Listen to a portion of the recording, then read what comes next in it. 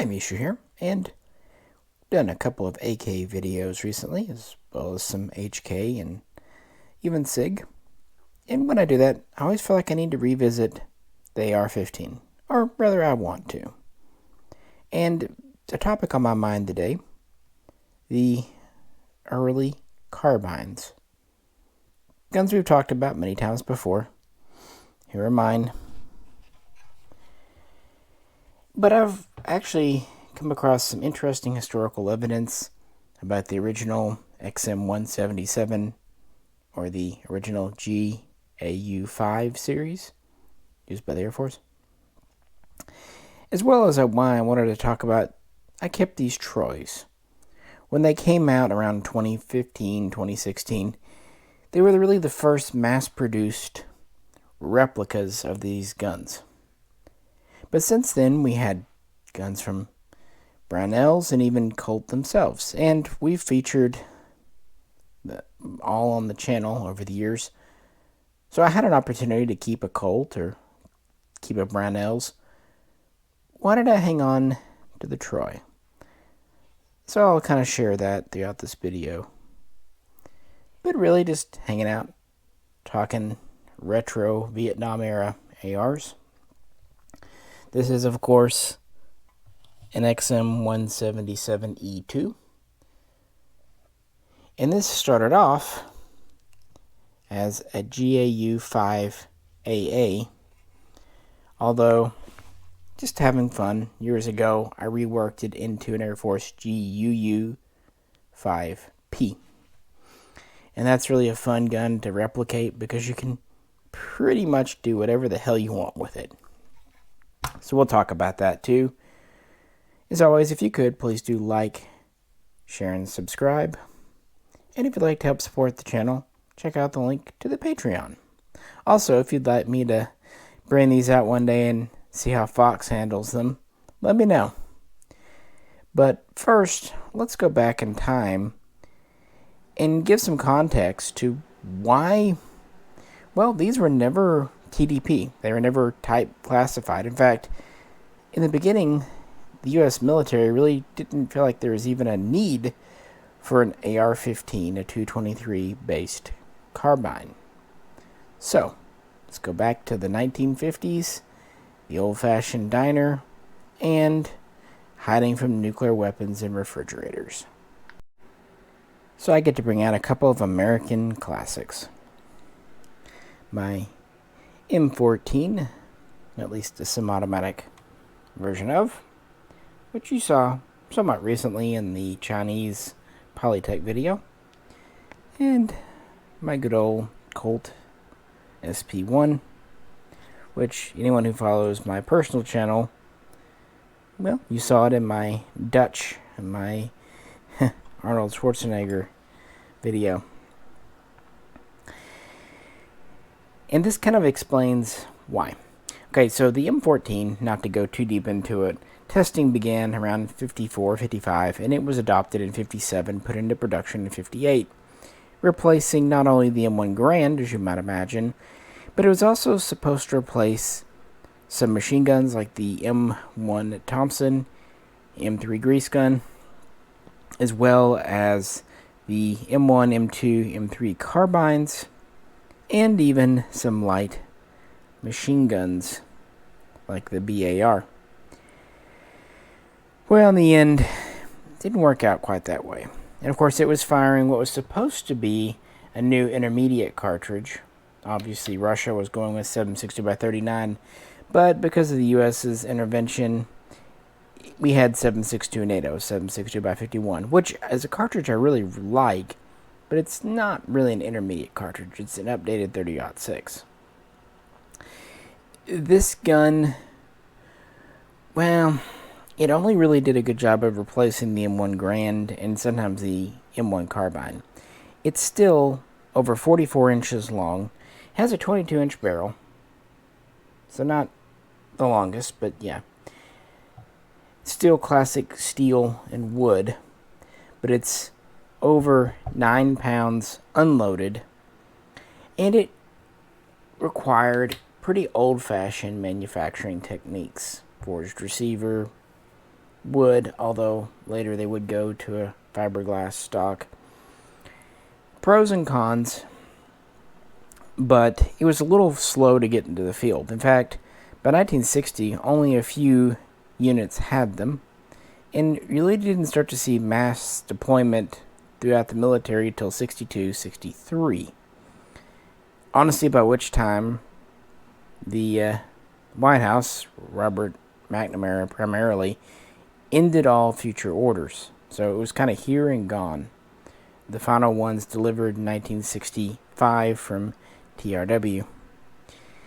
I brought this up to show you the size and weight, and to explain why the AR15 M16, at first, there wasn't a need for a carbine. This is the standard full-size version, and it's already very carbine-esque.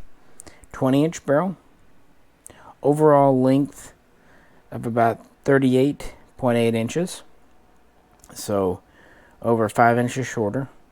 But the real big deal, thanks to the space-aged aluminum alloy receivers and polymer synthetic furniture, this thing wasn't much over 6 pounds unloaded. 6 1/4, 6 1/3. And not only was the gun lighter, the 20-round magazines in its new 223 cartridge developed specifically for it were quite a bit lighter than the 20-round steel mags holding 7.62. So you could carry more ammo, more mags, and still have a lot less weight. So this already kind of felt like a carbine in a lot of ways. So how did I talk about it? This is obviously attributed to Armalite, but in December of 1959, Colt bought the design and immediately started marketing it as a family of guns, which is where the original name CAR15 comes from. It wasn't meant for a carbine specifically, just CAR15 was to be the family. And it wouldn't be long before these started making waves, and the first branch in the military to really set up and take notice, well, it was the Air Force. Already by 1961, the Air Force wanted to procure 85,000 of the new rifles, soon to be designated XM for experimental 16. This was actually overridden by the Army, who at the time was kind of in charge of procurement for the Army and the Air Force and others, kind of the grand poobah there. Although the Navy, they had their own thing. So there was more back and forth, but it did lead to Project Agile, which got the first 10 or so over in Vietnam in theater with U.S. advisors, 61, 62, and that went so well that another 1,000 were ordered to be sent over. Now, my SP1 here is a pretty early one, and I wanted it because it fits with the whole slab side look. Now, all SP1s have a slab side lower, and all true SP1s have a slab side upper, but later they would catch later features. But this would have been like the original Colt 601, 602, and the only real major difference, aside from just changes to various things, improvements between an 01 and an 02, was the twist rate. 01 had a 1 in 14. The Colt Model 602 reduced that to 1 in 12 to try to improve performance in cold weather, also to try to improve performance with tracer ammunition. 3-prong flash hider, very lightweight barrel, so on and so forth. And in the past, we've looked at the Brownell's replica of the 601, 602, the early Air Force gun, complete with the green painted furniture. In fact, Jay customized his. So not to dive too deep in, that's kind of what led to the end of the M14's further orders in 63. Very interesting story, a lot of fun, very historical.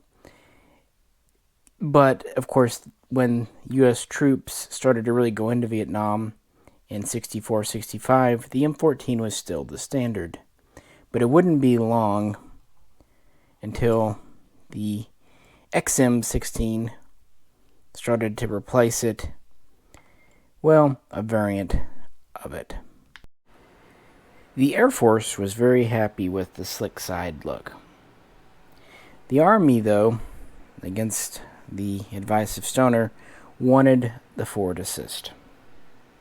This would become the XM16E1. Initially, that was the difference. XM16, which was a Colt model R604 slick side, and then the E1 was a R603 forward assist.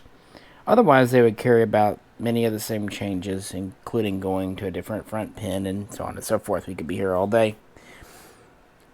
Also, quite famously, in 1965, the U.S. Marines started to acquire some of these, but the XM16E1 was still an off-the-shelf gun. They were being kind of taken straight from the factory, where changes were being made and put into the field, because the M14, despite what some might tell you, it just wasn't doing great in Vietnam.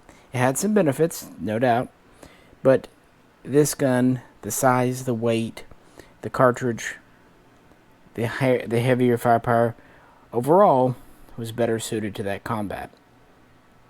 Now, of course, in 65, 66, there were reports of jamming, failures to get things chambered, and as we know today, a lot of that had to do with lack of cleaning, because these were artificially marketed as not needing cleaning.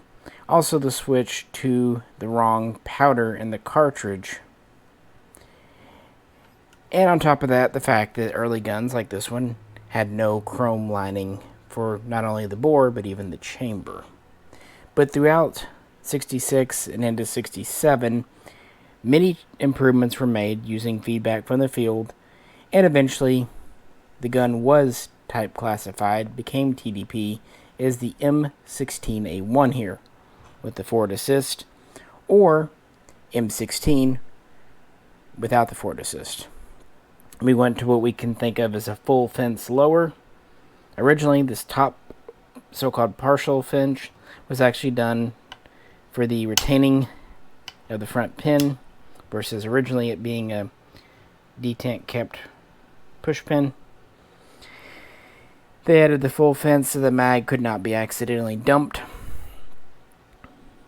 And they would first use a chrome-plated chamber in late E1s, and this would persist for a while. And then finally, after A1 production had begun, they went to a full chrome-lined chamber and bore. Actually, one of the last changes was to the buttstock to add a cleaning kit compartment, but that did not appear until 1969, 1970, so not a big deal, but nice to have. And that would be the standard issue. It's worth noting that the armored forces serving in Southeast Asia received priority getting the new guns, whereas the ones serving in Europe held on to their M14s a bit longer. However, by 1970, pretty much everyone serving in any kind of frontline unit had handed in their M14s for an M16 or M16A1. Yes, I know the Navy did keep M14s around, but that was more of a utility than an actual service gun. And yes, I know there were DMRs based on the M14. So I wanted to give that preface, because this was already a much lighter, handier gun. And in the very beginning, the military wasn't even thinking carbine. However, Colt was, like I said a minute ago, they wanted a whole family of guns based on these. And this is where we get into our first carbines. The first indication that a new carbine might be needed came thanks to this. The M1, or rather M2 carbine. Now, in World War II, of course, we had the M1 Grand and we had the M1 carbine. Interestingly, in the very beginning, during trials, the M1 was to be select fire.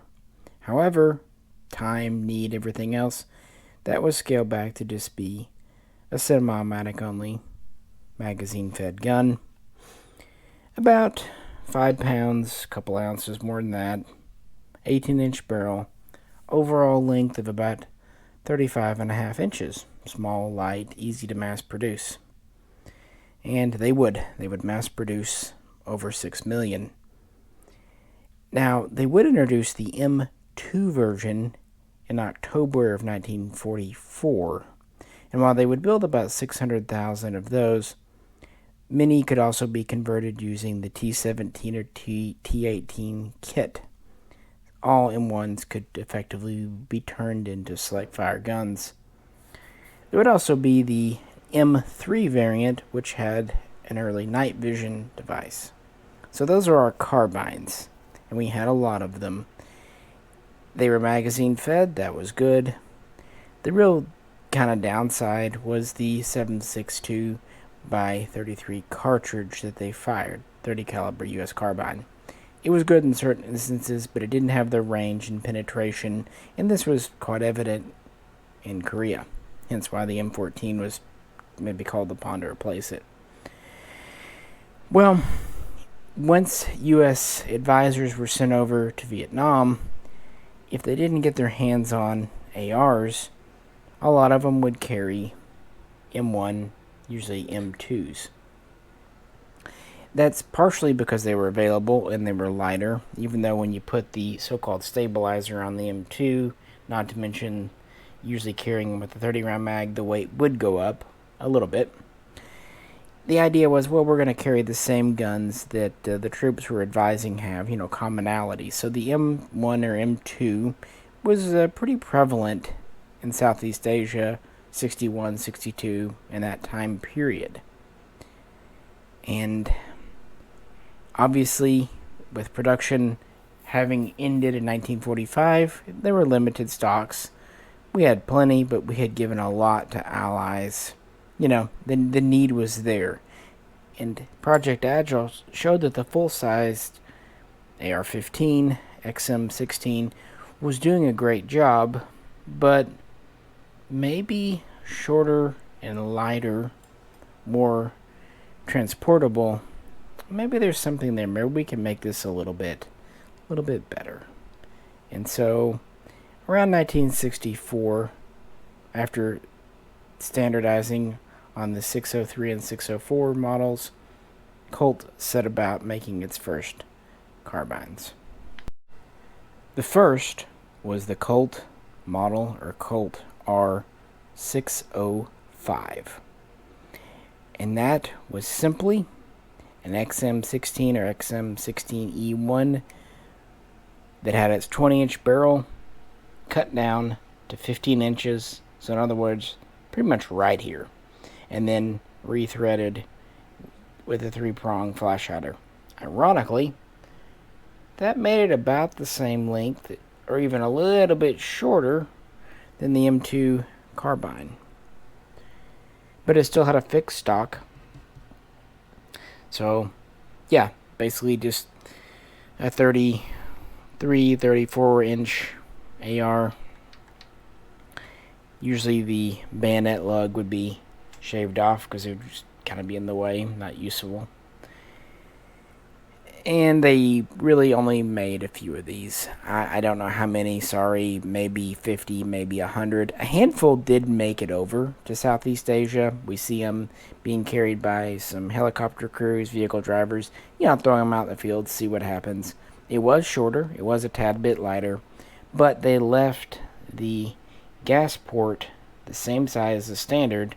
And of course, with the barrel chopped down almost immediately in front of it, it had no dwell time whatsoever. So reliability, again, not chrome lined at the time, suffered, and we're still using the bad powder because we're at most in 1965 at this point.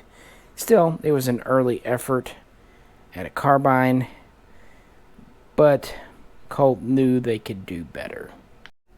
And if you're thinking it sounds like Colt made the first dissipator gun, you would be correct. That's pretty much what a 605 was. The 606 was actually a light machine gun, so it doesn't really apply. The 607 came next. I do not own a 607, although one day I might do a build, but it would be a bit of a difficult one. But it's a little bit of a stand-in just for fun.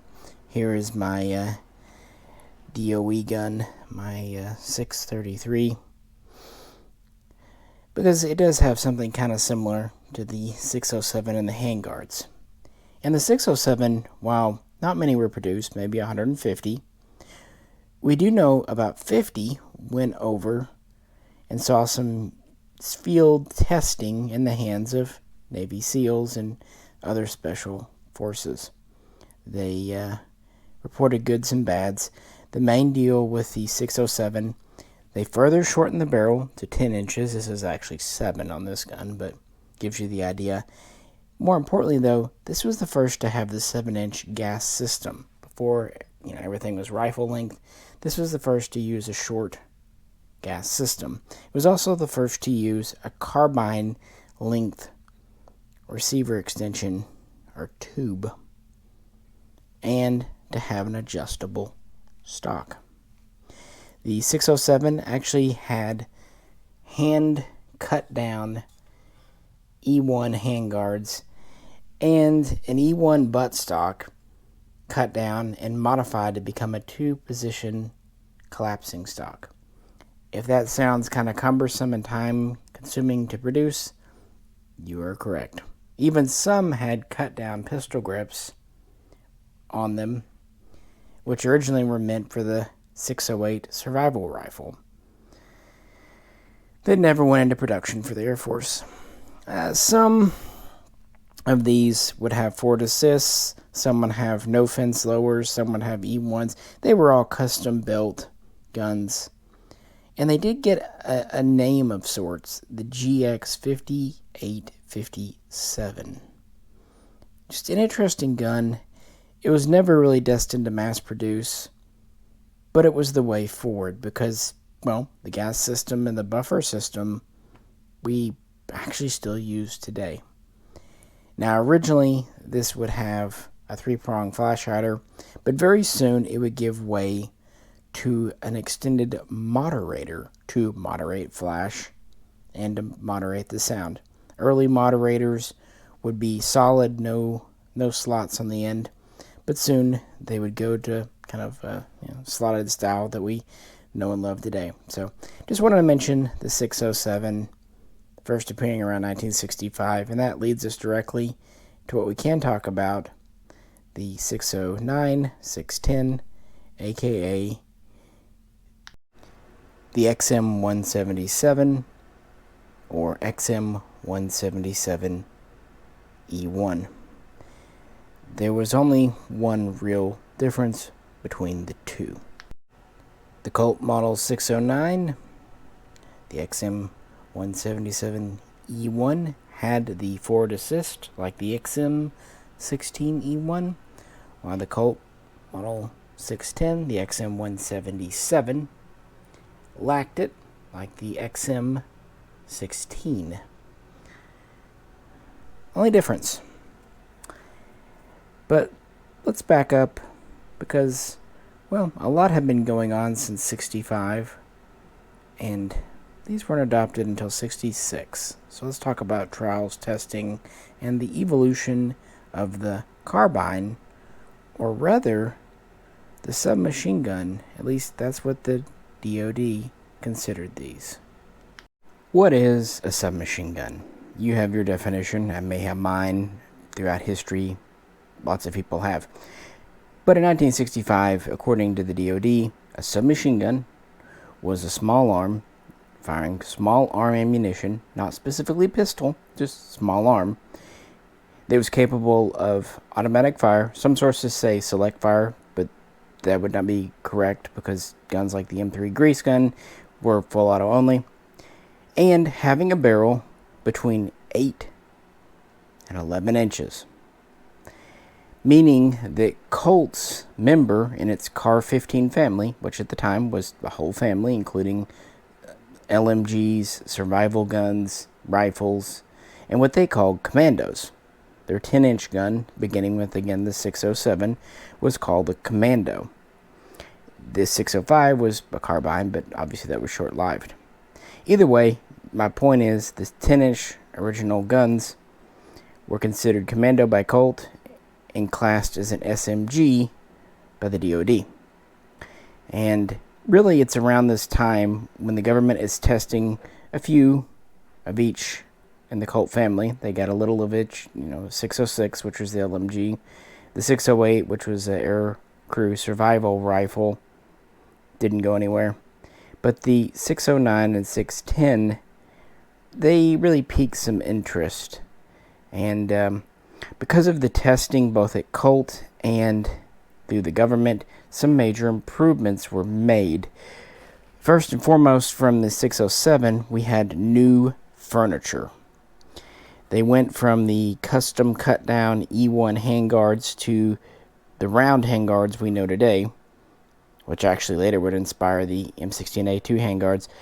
These were more durable, easier to produce, and they're reversible, as in there's no top and bottom, either one. Now, the original guns will still have the straight slip ring, just so you know.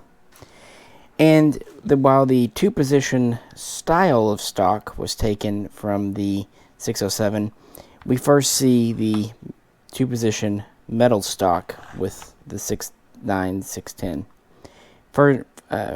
To note, original guns had an anodized finish to the metal stock, not the later acetate or vinyl, whatever you'd like to call it. And so development continues. They still have the 7-inch gas system.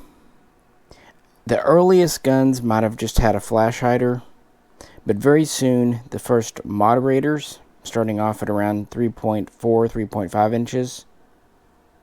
And then, again, through development, we would get the 4.3-inch moderators appearing late in these series. And these were an improvement in terms of length and weight. Depending on the moderator, these were between 5 1/4 and 5.5 pounds, so nearly a pound lighter than the full rifle. With the 10-inch barrel, depending on the exact moderator, we were around 28 inches stock fully collapsed in. Put it out at about 31 inches. Again, we're talking the 10-inch guns. And so quite a bit more compact as well. And after maybe a little development and skepticism, for example, the carbine buffer was improved from the 607. Finally, June 28, 1966, an order was placed for experimental guns for 2,815. This order would consist of both Model 609, which was again the XM177E1, and 610 models, the XM177. And each gun was ordered with 7 30-round magazines, because these were meant to be for special deployments. Many were slated to go to SOG, the observation group, basically cover for special forces, reconnaissance units, Green Berets, that kind of thing. But others would go to dog handlers and tracker units. And sometimes they would just end up kind of with men on point. That's within the Army. Now, there's an interesting note about procurement here. Why is there an XM177 and an XM177E1? Why did the non-forward assist version have basically an Army designator? Well, that's because the Army was the purchasing agent, even though some would go to the Air Force, to which they would get a different name. It's in the Air Force that the XM177, the 610, would be designated as the GAU-5A. Yeah, I know this is confusing, but that's what I'm here for. Try to be in depth. This is because the Air Force's ASAT system didn't really have a small arms or personal rifle equipment category. So not knowing where else to put this, it was just put in the aircrew gun category. There is a little bit of logic. The GA, basically gun, is gun aircrew. The U is for unit, meaning it's an operable unit in and of itself, not a component of a larger unit. The 5 is just its designator. And the next A was aircraft gun, meaning, onboard aircraft. Again, it was kind of squeezed in. And these would be 10-inch guns with the sliding stock, no forward assist. And they would be part of this overall order. That's why they have both an Army and an Air Force designator. The Air Force would primarily deploy theirs for air base guards in Southeast Asia, as well as a few stateside. Also, Air Force police, essentially, Air Guard. The Army would also give some to military police, so kind of a similar role there. How many GAU-5As went to the Air Force? I've looked and looked, guys, even in Colt records. I don't know. I'm not even sure, because these were experimental guns being handed out that they know. And of course, over time, many were rebuilt, which, yes, we'll get to the GAU-5P quite shortly. So that was the first order, placed in June 66, and it was delivered by March of 1967, by which time these were already making their way to East Asia, to Vietnam. Not just South Vietnam, but North too, even some going into Cambodia and SOG hands. Yeah. Except one thing. Those 7 30-round mags that they ordered, Colt didn't really have a working full production 30-round mag in 66, 67. So only at the tail end of this first order did a tiny number of 30-round mags go over.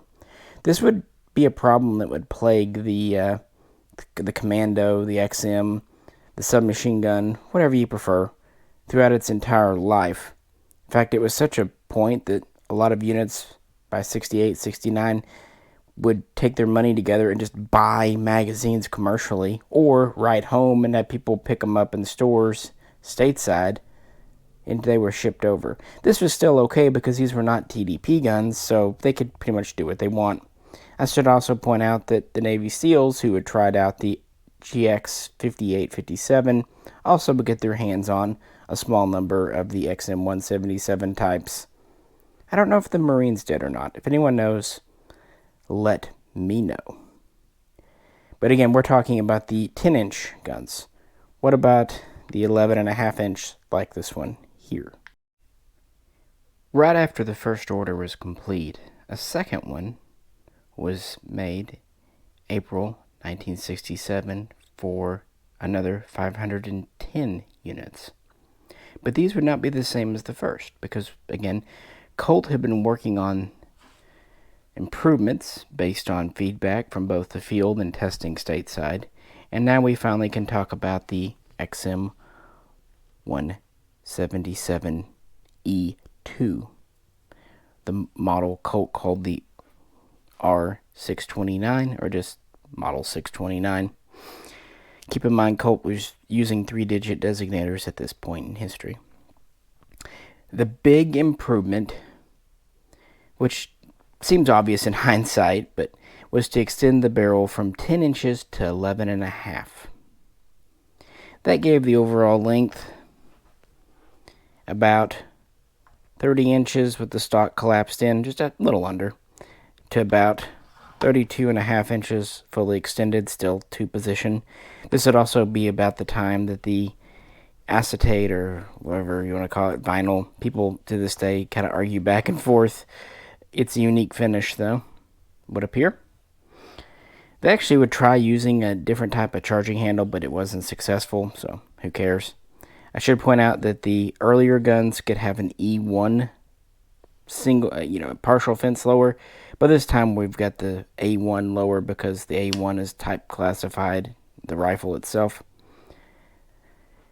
The handguards are pretty well standardized, and up to the barrel, they would be shaving off the bayonet lugs, something that was mostly done with previous Commandos, but was really standard by this point.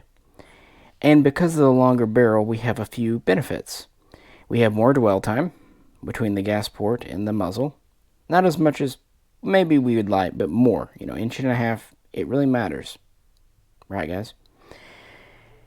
But that would give room for the XM48 underbarrel grenade launcher to be attached. To that end, the 4.3-inch moderator, which had been tried out on the first versions, would get this second piece behind it, often called a boss, bit of a lip there that kind of lets that grenade launcher butt up against it when it fires. So that was added to the barrel. Another reason the bayonet lug was removed was to let that fully seat. And while the bore was not chrome lined at this point, the chamber was, something that again appeared originally with the XM16E1. With this version, it's carried over, and that really does help extraction. Plus, of course, by this point, we're changing the powder to what it should be in the ammunition, and cleaning's a routine. Things are starting to come together. So between the 4.3-inch moderator and the 11.5-inch barrel, muzzle flash recoil report is better. Still complaints, but better. So, yeah, this order went in, and these were delivered by September of that same year. Again, going to SOG, other special forces, Green Berets, recon units. But even though the XM177E2 is quite famous, that was the only order. That was it. And this is a good time to talk about why the Troy. When we first did our video, I think it was 2016, maybe 2015, it was the only really mass-produced gun, and you pre-ordered these. And the price was fair, around $1,200, and they would give, I think it was $50, maybe it was $100 to a veterans organization. That was cool. Since that time, Brownells and even Colt did retro guns, and we've looked at both, especially the Colt. And all in all, the Colt was probably slightly better than this. However, it was twice the money or more. And in the end, I decided to hang on to the Troy. So, looking at the XM, the stocks were very, very similar. Of course, they're all reproduction. I felt this was fine. It does have the correct round nut, not the later castle. They actually used original A1 pistol grips, so that's correct. The Colt forward assist seems a little more correct, but this is still a good representation of a teardrop. The Colt did have a proper A1 port door. This does have an A2, something I've meant to replace for years and just have not. This does have a proper A1 lower, although you can tell it's modified from an A2 forging. Probably something Colt did as well. One neat thing, these uppers that Troy used, are actually Canadian, either C7 or C8 uppers, modified as needed. For example, removing the deflector. But they are actual military uppers left over. Now, I did replace the handguards. I said in the original video years ago, and it's still true today, the Troy handguards were okay. They at least did 6 holes. But they just didn't have quite the right feel to the plastic, to the polymer, and the holes, to me, seemed slightly too small. Luckily, Colt CAR15 type handguards aren't too hard to get. I put one on mine. These did have the correct delta ring. I should mention that was something first trialed out on the Commando series. Later it would be carried over to the A2. It's an improvement. While both the Troy and Colt did shave off the bayo lug, I will give Colt credit for also shaving off the flashing of the front sight base. The Troy does not. To be fair, late production Commandos could have had the flashing left on, but probably most from the military contract, if not all, would have had it taken off. It's a minor point in Colt's favor. But on the other hand, the barrels. The Colt barrels, the one we had, was not MP marked. These would have been originally CMP C for chrome chamber. Later guns would have been CMP B for chrome bore. The Colt Commando we got did not have it. other people reported in that video comment section that theirs had some MP stamping, so it seemed very iffy if you get it. But one thing that wasn't iffy was the barrel. This Troy, I've slightly lied to you. I've called it an 11.5 inch. It's actually about a 12 inch, 12.5, to make it legal. So they can have a 4.3 inch moderator, at least a replica of. It's the same external, including the wrench flats and the boss here. But instead of having the internal baffles, like the original, it's just hollow. We can't have the baffles because the ATF long ago, we're talking 70s, declared that device a sound suppressor. Technically, they are correct. It did reduce the sound about 1 decibel. It wasn't actually meant to make it hearing safe by Colt. It was just meant to lower the report, so it was roughly the same as a full rifle, because one of the complaints during testing 66, 67 was the noise, not to mention the flash. This is still a working flash hider, though. So I like it that this is quite light. 12-inch barrel with a permanently attached, hollowed out device. So it's about the same weight overall as an original, because this device is a little lighter, this barrel's a little bit heavier. It all evens out. What Colt did, they took a 14.5-inch barrel and they used a reverse threaded slip over device. So the barrel actually came out to about here and the device slipped over.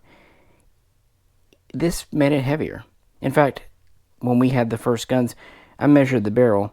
The Troy barrel diameter is correct pencil. The Colt, honestly, was just a little bit thicker, a little bit heavier, meaning that overall the Colt was noticeably a heavier gun, verging around 6 pounds, whereas this is about 5.5. So the thing was, the Colt had some things recommending it, including a really nice marked lower. And the finish, they used a gray Cerakote on these, or Duracoat, whatever it was. Colt, I believe, did use true anodizing. But that's just it. When I say Colt, Colt's guns were not made in Hartford, Connecticut. They were outsourced to a company in Texas. I would have paid $2,400, $2,500 if it was an original Colt-built gun using original parts. However, it was a licensed product gun using replica parts built down in Texas. To my mind, it was no more legitimate than this gun or even a Brownell's. And if it was priced the same, or even a little more, I would have kept one. But the few improvements it had, like the front sight base, the better marking lower, just weren't worth it. Not just to say I had a Colt, it wasn't even a real Colt. And the real deciding factor for me, well, there's two things. One, the barrel. The way Colt did the barrel, or rather, the subcontractor did the barrel with Colt. It bugged me. For another, accessories. These Troys simply came with more. The Colt, you got one 20-round mag, a standard sling, a manual, a standard box. The Troy, you actually got a pretty neat box. You got a replica, or it's basically a reprint of the original operator's manual from Vietnam. You got a cleaning kit. You got 2 magazines. And you got an original sling. Now, when I say sling for the Commando, the CAR15, by this time that was pretty much applied to the short guns. They essentially were ad hoc slings. Straps, even canteen cover straps. But they did give you an original one here. That's neat. And again, they used some original parts like the pistol grip. So you got more for half the money. And at that time, they did both the GAU-5A and the XM177. Although my GAU-5A, I reworked into what we know as a GAU-5P, a GAU-5P. So that's a good point to talk about the Air Force again.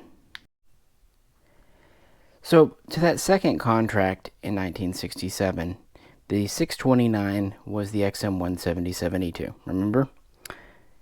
The Air Force would also get some guns. And again, as far as I can tell, part of that contract would go to the Air Force. But interestingly, the 11.5-inch gun without forward assist was not given an XM designator. The Air Force would call these GAU-5A, or rather GAU-5A/A.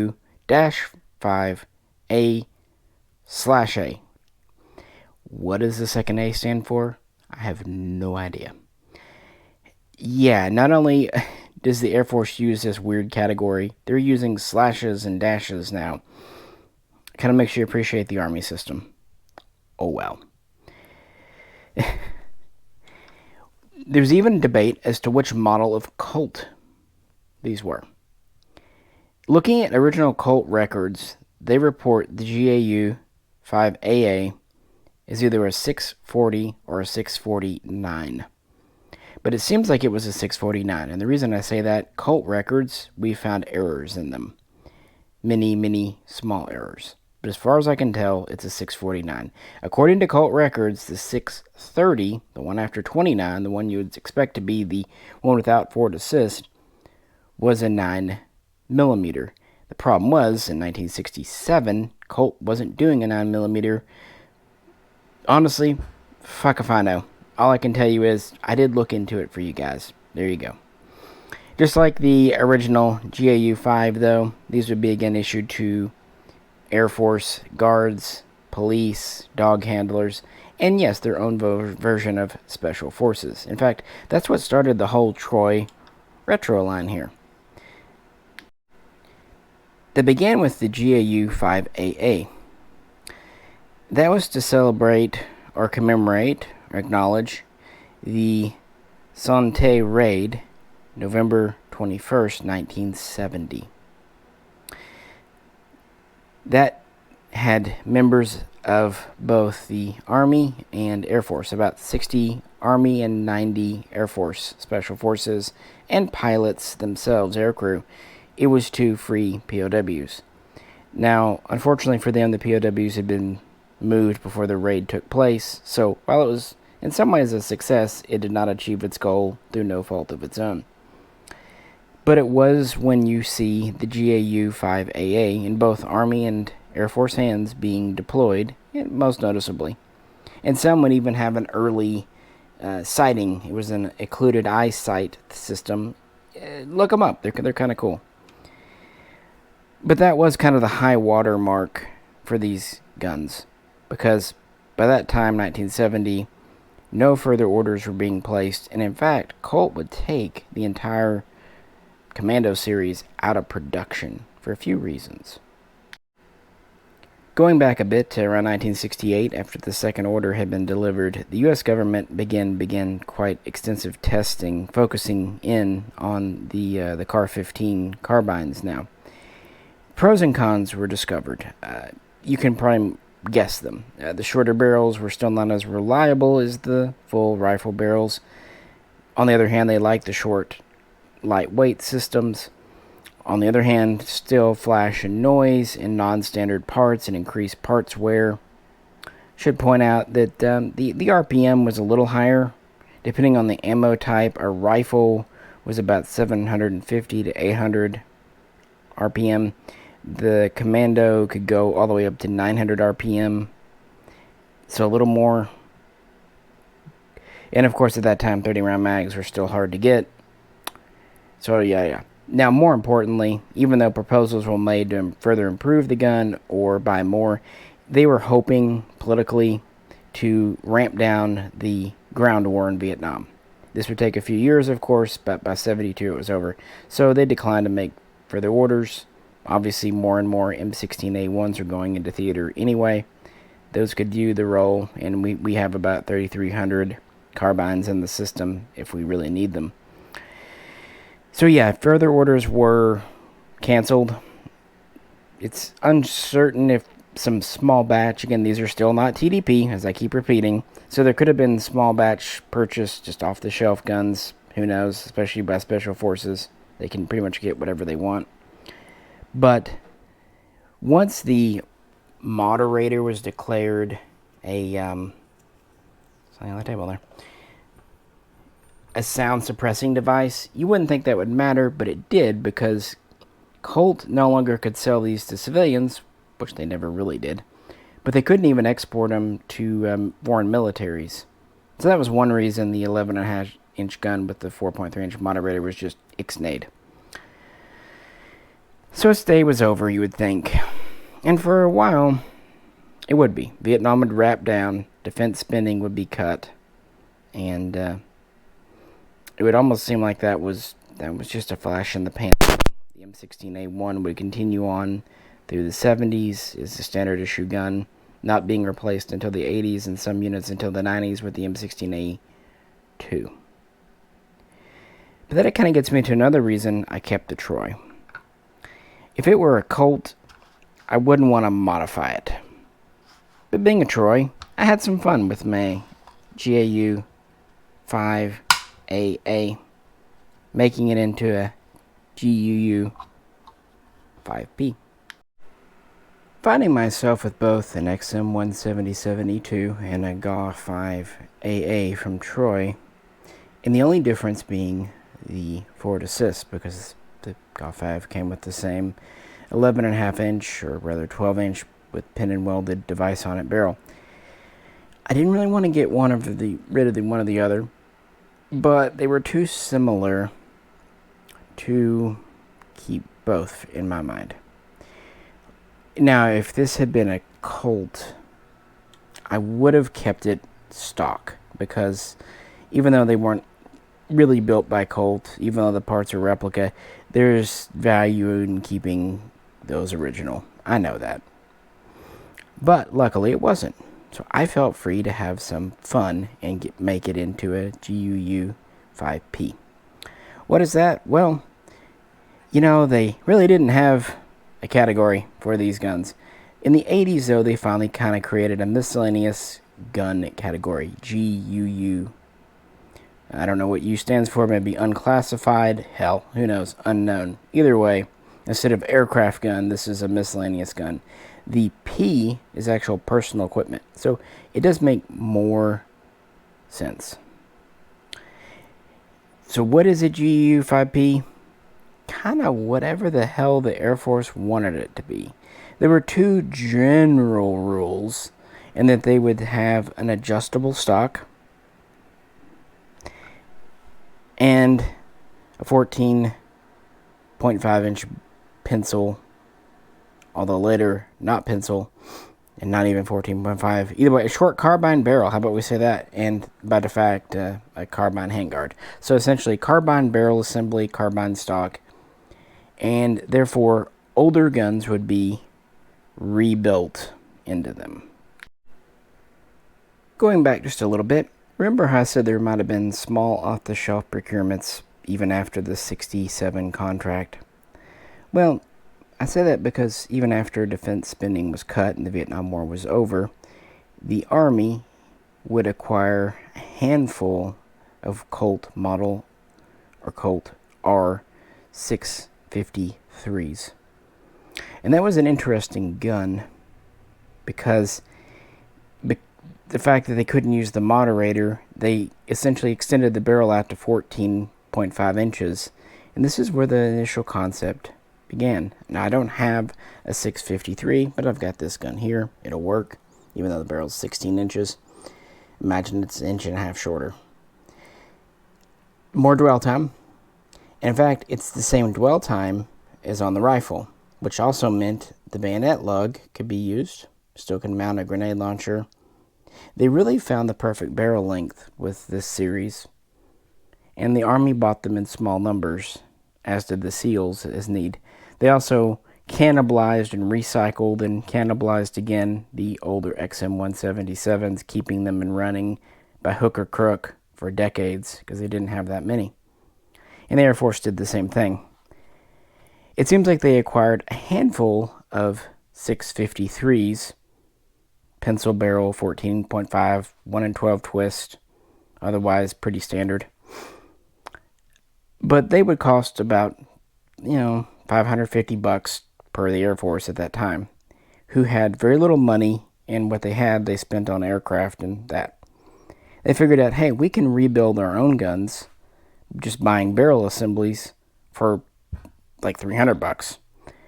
So that inspired the GAU-5P series. And that inspired me to do this gun. I found a Colt barrel, pencil 16-inch, and plugged it on just for some fun, a little difference. Left the bayonet lug on. And so the Air Force would rebuild not only older GAU-5A and GAU-5AA carbines with new barrels, but even some M16 slick sides, hell, even some older 601, 602 types. So you can find all kinds of lowers on these. Now, if I wanted to do a complete, true build, I should have scrubbed off the GAU-5 markings and re-stamped them, or just X'd them out with GAU-5P. Now, fun fact, even originally, the GAU-5A markings were not Colt factory applied. They seem to have been applied by the Air Force themselves. But I wanted to leave this lower as it is, so a little incorrectness there, but maybe you'll forgive me. And to represent the hodgepodge nature of these guns, I put in a chrome bolt carrier group, an early one. Actually, it is an original, because they could have used anything. That's the fun of the GAU. The original ones could have had a 1 in 12 twist, but as the M16A2 came around in the mid-80s, 1 in 7 pencil barrels started to be used. Going up here to my Colt 6320, yes, it has a case deflector, so it's not a good representation of a 653 so much on this side. I actually use it as my Black Hawk Down carbine. But it's a Colt. I have it. It fits the purpose of showing those transitions. And so the Air Force would rebuild guns. Rebarreling some. Later, they would even buy complete uppers if needed. Recycling mini lowers, buying different stocks. Especially when they would rework M16 full rifles into carbines, they'd need new stock assemblies. So when Colt started using the so-called Fiberlight stock here, the synthetic one, these would appear on the GAU-5Ps as well, the late 80s. And things would progress forward from there. They would keep rebuilding guns into the 90s. In fact, after 94, 95, you started to see the heavier M4 type barrel, first tried out on the Colt 727. By this time, Colt is using 4 digits though, so technically it'd be an R0727.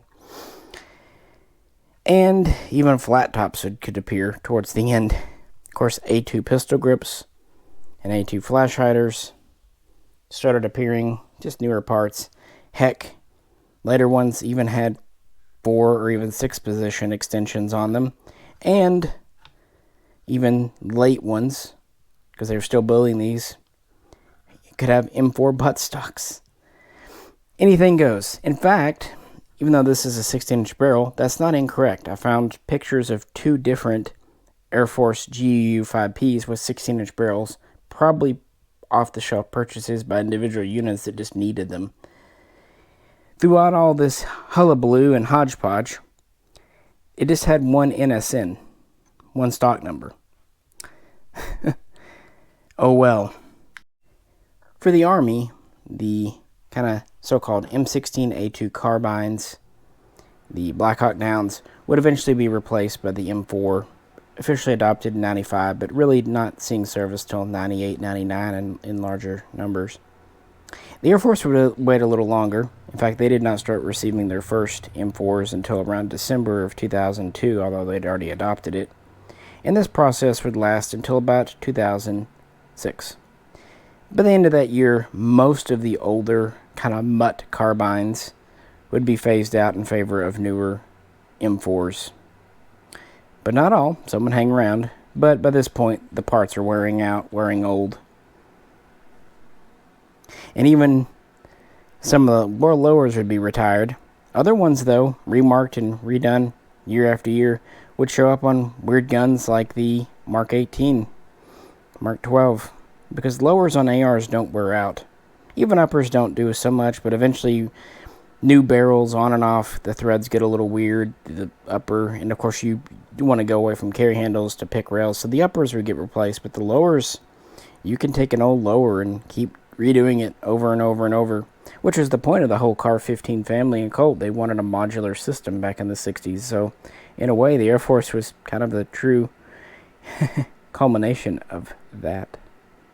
But either way, shows you just how long-lived the CAR15, the Commando, really was. I really like this gun too. It's very light and handy, as is this one. I don't know, there's something about that style that I really enjoy. The M4 starts adding back on the pounds, especially with the M4A1. Also, just to get a little more confusing, in recent years, this gun appeared. When the Troys were first released, Googling GAU-5A would result in these. But in recent years, you would get this. The new Air Force survival rifle. The commercial version, semi-automatic version here made by Midwest. The actual Air Force version actually assembled using many of the same parts, but by the Air Force themselves. Yeah, they finally revisit the GAU category for a gun, but to be fair, these were, or are, I should say, Air Force equipment kept on a plane. They're not really personal to a pilot. They're in the ejection seat because of their unique takedown system for the barrel and folding grip and all that fun stuff. I just thought I'd mention it real quick because we've had a lot of fun shooting these. Check out the videos we've already published if you're interested and don't know about these. But yeah, if you go to Google the GAU-5A and this comes up, that's why. I just thought I would mention it because I'm a completionist, and that's pretty much what you're here for, is to get the full story, if you're still here. I could go into how the 10-inch kind of reappears with the Mark 18, even the 9mm submachine gun, but I think we've done enough. So I hope you kind of get a little deeper dive into the history of the XM177, XM177 E1, and E2. It's really fascinating, but it's also interesting that this never replaced the M1, M2, M3 carbine. It was just experimental. That's why the M4 carbine is next in the name, which we'd have to wait until 1995 for, but it paved the way. And really, it's amazing how many of the elements, like the gas system and even stock type and everything, exist today. So I hope you also understand why I kept the Troys versus the Colts. Part of it is I have Colts. I've got my SP1 here, my 6320, a few others. But also, I'm not really so much a Colt collector as I am a military replica collector. And of course, all my guns are semi-auto, so none of them are real M16s. But I want them as close as I can reasonably have. That's actually why I replaced the double-headed screw on this Colt with a faux 60162 front pin. But that's also why I got an early SP1, because the late ones aren't really type correct for an M16 or M16A1 for different reasons. And this is 100% correct for a Black Hawk Down, but it's about as close as Colt ever made. And in my mind, the Troys were just as close, or at least almost as close as the Colts, and the little extra bit that the Colts gave you just were not worth the money. Brownells, on the other hand, it kind of came out later, and I like the Brownells. The Brownells were often kind of a work in progress. The earlier guns were less correct than the later ones. They didn't really seem better than the Troys to me, but they didn't seem worse either.